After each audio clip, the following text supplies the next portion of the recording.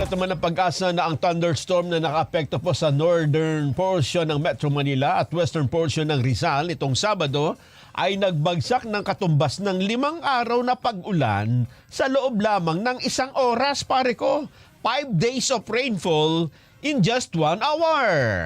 Naitala na Pag-asa Science Garden Station ang 96.6 millimeters ng pag-ulan na kinokonsiderang torrential mula alas 2 hanggang alas 3 lang ng hapon. Grabe biglang taas talaga ng tubig eh.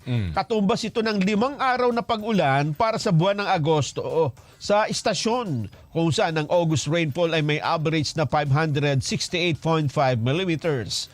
Ang total rainfall sa loob ng 3 oras o sa pagitan po ito ng alas 2 at alas 5 ng hapon ay umabot daw ng 116 millimeters.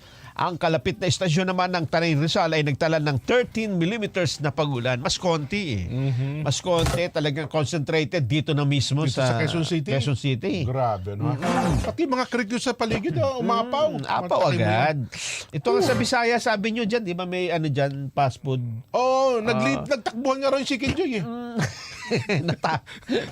Naulit daw yung nangyari sa kanyang Naulit, nakaraan. biglaan eh. Naawa tuloy ako sa mga krudo, no? Kaya nga eh. Gusto ko ngang abutan Saklolohan. Saklolohan sana. Kaso wala eh.